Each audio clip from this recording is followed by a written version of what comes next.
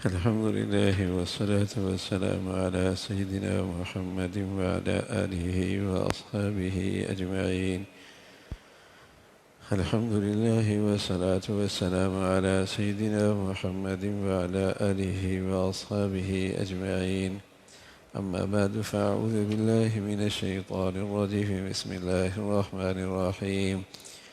قل إن كنتم تحبون الله فاتبعوني يحببكم الله ويغفر لكم ذنوبكم. آپ فرما دیجئے اگر تم خدا تعالیٰ سے محبت رکھتے ہو تو تم لوگ میرا اتباع کرو، خدا تعالیٰ تم سے محبت کرنے لگیں گے اور تمہارے سب گناہوں کو معاف کر دیں گے۔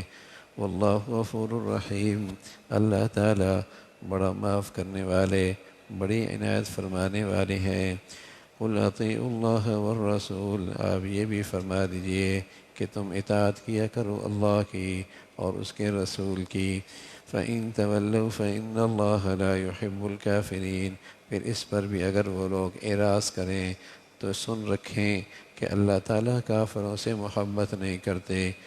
إِنَّ اللَّهَ اصْطَفَىٰ آدَمَ وَنُوحًا وَآلَ إِبْرَاهِيمَ وَآلَ عِمْرَانَ عَلَى الْعَالَمِينَ، بے شک اللہ تعالیٰ نے نبوت کے لیے منتخب فرمایا حضرت آدم کو، حضرت نوح کو، حضرت ابراہیم کو اور ان کی اولاد میں سے بعضوں کو، اور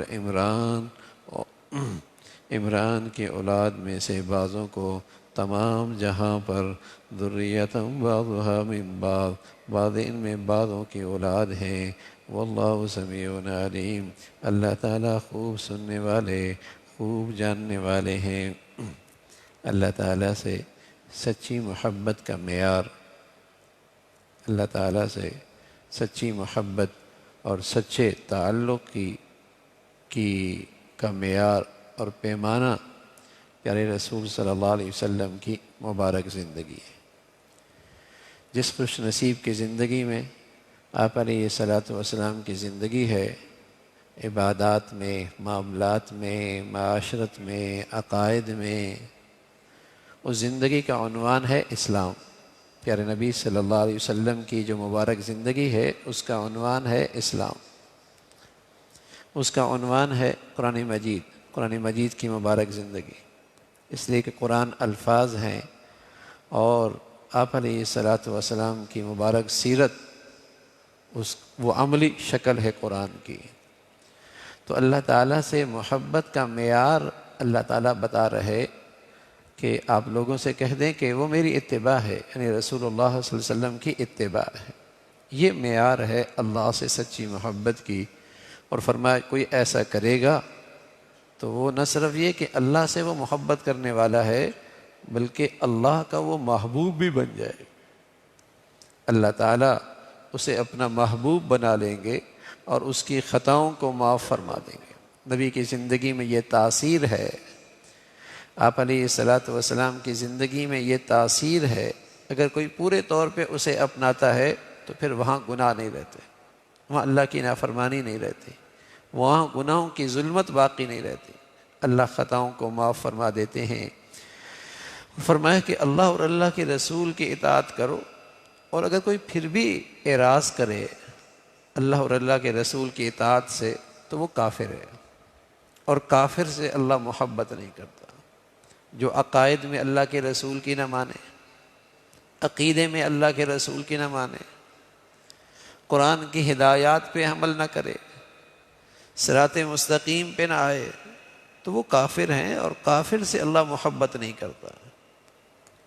یہ بات تو طے ہے کہ اللہ تعالیٰ کافر سے محبت نہیں کرتے، اور اس کے لیے جنت میں جانا ایسا ہی محال ہے جیسے سوئی کے ناکے سے اونٹ کا گزرنا، جیسے سوئی کے ناکے سے اونٹ کا گزرنا ناممکن ہے، محال ہے، ایسی ہی کفر کے ساتھ جنت میں جانا بھی محال ہے۔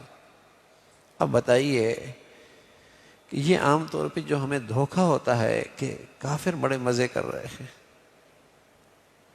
بڑے کامیاب زندگی گزار رہے ہیں اور بڑی خوشحالی کی زندگی گزار رہے ہیں، یہ بالکل ایسا ہی ہے جیسے جیل میں ایک آدمی انتہائی تکلیف میں نظر آئے لیکن اسے آزادی کا پروانہ مل گیا کہ شام کو تم نے جیل سے رہا ہونا ہے. اور دوسرا آدمی جیل میں بڑا ہی خوشحال نظر آ رہا ہے اور اس کے لیے طے ہو چکا کہ رات کو اس نے پھانسی پہ لٹکنا ہے، پھانسی کے پھندے پہ آنا ہے. اب ایک اجنبی آدمی جو اس حقیقت سے ناواقف ہے تو اس کی جب نظر پڑے گی تو وہ تو کہے گا یہ تو بڑے مزے میں، لیکن اسے کیا پتا رات کو اس نے پھانسی کے پھندے پہ جانا ہے. اور جس کو وہ تکلیف میں دیکھے گا کہے گا کہ بڑی مصیبت میں ہے، لیکن اسے کیا پتا شام کو اس کی رہائی ہے، شام کو اس کی رہائی ہے. سبحان اللہ.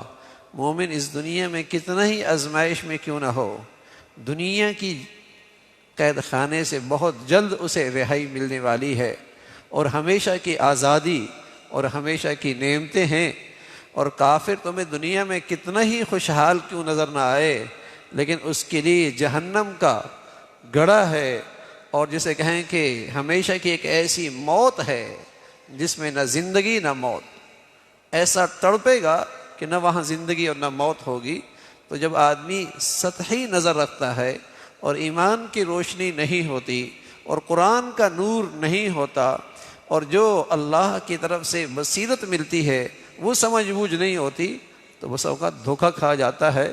یہ تو بڑے مزے میں، یہ تو بڑے کامیاب زندگی گزار رہے ہیں، یہ تو بڑے جسے کہیں کہ دنیا کے اندر ان کے تو واہ واہ ہے.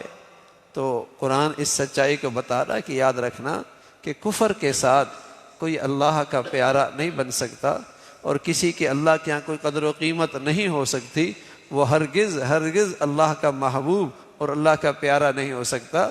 اللہ کفر کی گندگی کے ساتھ کوئی اپنی رحمت دے دے نہ، وہ اللہ کی نظروں سے گرا ہوا ہوتا ہے اور وہ اللہ کے غضب کا اور قہر کا مستحق ہوتا ہے. اللہ تعالیٰ دین کی صحیح سمجھ نصیب فرمائے، فتنوں سے محفوظ فرمائے. اللہم لک الحمد کلو ولک الشکر کلو. اللہم اعنا علی ذکرک و شکرک و حسن عبادتک. نستغفر اللہ ونتوب الیک، نستغفر اللہ ونتوب الیک. سبحان ربک رب العزة عما یصفون وسلام علی المرسلین. الحمد